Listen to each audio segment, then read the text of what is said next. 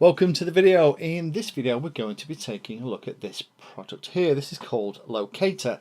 Now a while ago we did another video where we talked a lot about finding lost aircraft, and that was in response to a subscriber who asked about the best ways to avoid losing a plane or a model or a quadcopter or whatever it was completely. And in that video we looked at all of the different things you could do, from writing your name on the model to using RSSI, GPS, on-screen display information, loads of other stuff. But there was a couple of things that we didn't talk about which is worthwhile covering, because all the stuff we looked at on there does kind of rely on the fact that the battery on the model is still installed, connected, and still has charge and working. Now I've had a number of instances flying with friends and family where models have unfortunately disappeared from lots and lots of different reasons, and some of them, unfortunately, in the event of a crash, have ejected the battery. So having a separate system with a separate power supply to help you find the model is very useful. And there are a couple of different options for doing that, and we're going to look at one in the video today. The two options are something like this, where it's kind of a radio frequency detector with a separate little tag that you install onto the craft somewhere. Or you have a separate system that has something like a GPS receiver, its own battery, and you interrogate or send a message via something like the phone network to the little tag that's inside the model, and that tag then returns something like GPS coordinates. Now that's not what this is. This is a product that has been sent to us from Locator, so I need to say a very big thank you to the team at Locator.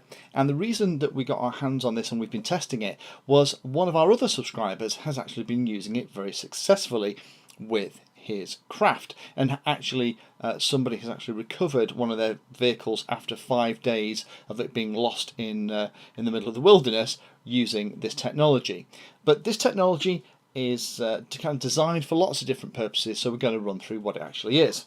Now in the actual box itself, when you take it out, you actually get a couple of things. The first is you get two of these, they're called tags.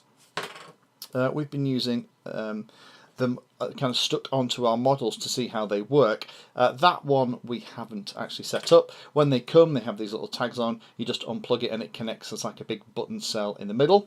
You can see here that there's actually a little hole in there, so you can attach these things not just to remote control aircraft, you can attach them to cats, dogs, stray family members, your keys, whatever it is that you regularly use, and find it using the same way. Now there's a couple of little lanyards and bits and pieces on here as well, but let's kind of talk about the technology.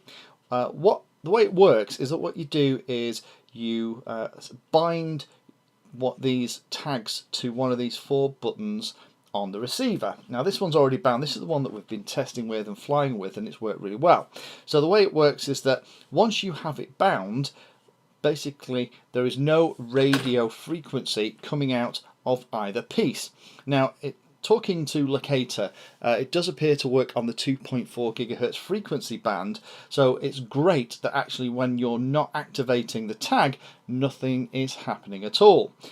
So what you do is you press one of the buttons on the side to power it on, and there it is. You can tell this little thing's powered on because you've got a little red flashing light, and then these 4 buttons here correspond to the tag that you've synced it up to. So this is stored on tag 1, so if I press tag 1, then a couple of things are going to happen. First of all, I'm going to move that out of the way for a second. First of all, the tag starts beeping. I don't know if I'm going to put this by the mic. There we go, you can hear it. So there's a little chirping noise. And then this acts as a direction finder. So when it's actually pointing directly towards it, you get more and more of a signal. And you can see there as it points up, it's very, very directional. Now, let me just stop that from making that horrible noise. But the way it works is that what you can do is have this velcroed or double-sided taped or something onto your craft. And the way we've been doing it, we've just stuck it underneath the top deck of a quadcopter, and it still works really well. And because there's 2 in the pack, it's actually quite handy. What you could do is maybe if you have one large plane that's very expensive, you can pop one of these inside the canopy out of the way, and you can have another one that's got Velcro on the back that you can move from model to model. Now out in the field it's working really well. Now it reckons that the range of this thing is about 400 feet, and in the testing that we've done it seems to work really well. But there are a couple of caveats I talk about when we're using this technology. First of all is that because it's 2.4 gigahertz, it doesn't appear to interfere with things like Wi-Fi, because I've been testing this here in the house and it hasn't destroyed the entire infrastructure. But you probably don't want to activate this while you're flying.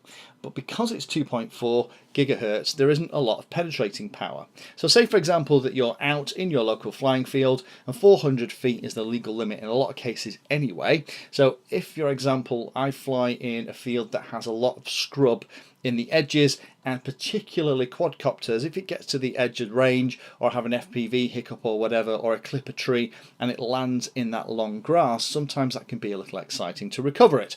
But I like the fact that things like the RunCam cameras are nice and orange, because that can help me find it in the long grass.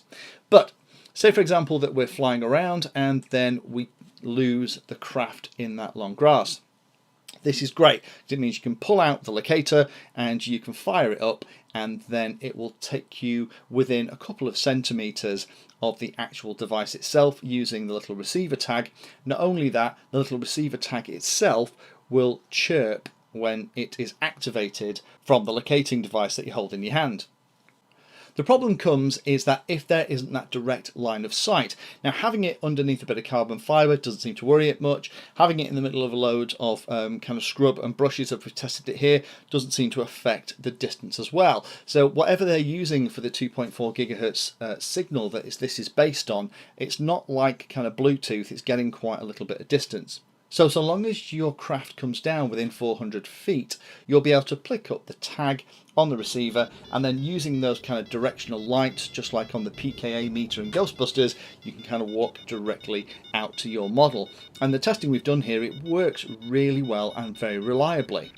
The challenge comes when it is behind something like a building.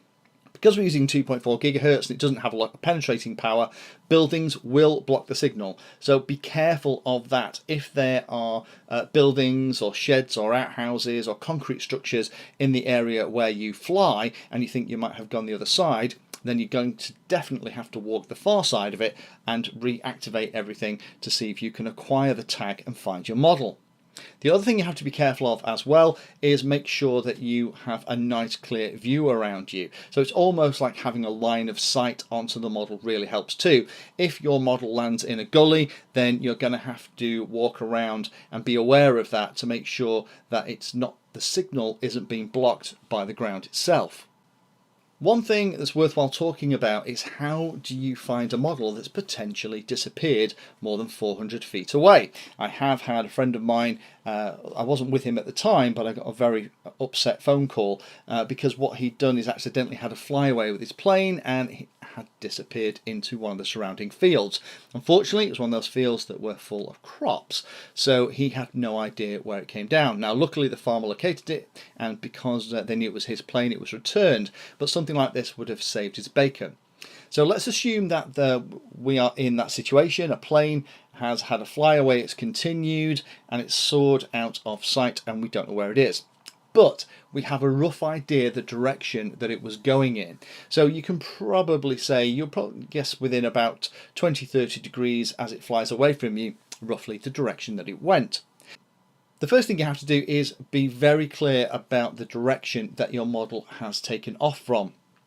Take time, grab your phone, get Google Earth up and just make sure that you have that bearing, because that bearing is going to form the middle line in kind of a search pattern. So what you do is, because it works in a 400-foot radius, then you can start looking within these 400 radius bubbles. And what you're going to have to do is sit with Google Earth and just plan where you're going to go to activate the locator to find the tag. So what you do is you'd start where you are, then you move kind of 400 feet in the direction that the model disappeared, do it again, and then you might look on the map and then you might start towards one side of the triangle, and then with the locator activated, walk the 100 yards across the other side until you've kind of covered that part of the pie, and then just working your way down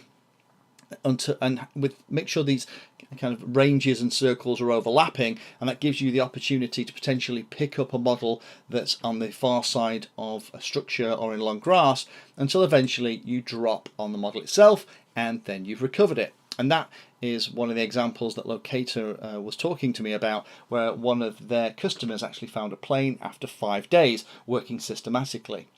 So this is definitely one of those things that you can look at adding. Now this is going to go to one of my fellow pilots who does occasionally have a little bit of a habit of losing quadcopters and planes on his farm. So this is going to save his bacon more often than not. Him and I have spent many a happy hour up to our waist in ferns and long grass trying to find quadcopters and other pieces as well. This should hopefully save us a lot of time, effort and potentially money as well. So I just wanted to share this with you. This is something that we've been quite impressed with. So if you're looking for a cheap and cheerful way to give you a better chance of locating a down model, either within the kind of the legal limits and in long grass at the edge of a flying field, or something that will allow you to walk around within a much larger area and give you a chance of activating and finding your model, then this is worth looking at, because the price for the Locator and a couple of these things is only about £60, and these additional tags are about 20 quid each. For the kind of cash, the peace of mind it gives you and the ability to kind of have these things on 2 craft at once and being able to pick them, as well as potentially popping one of your keys, it's a very neat idea. Thank you for taking the time to watch that video. There are lots of other videos on the channel and they're carefully ordered into playlists, so you may find that there are other videos on this same subject that you can go and watch. So I would recommend going into the playlist area of Painless360 YouTube channel and looking around and seeing what there is. You never know what you might find. Thanks for watching. Please like, subscribe and happy flying.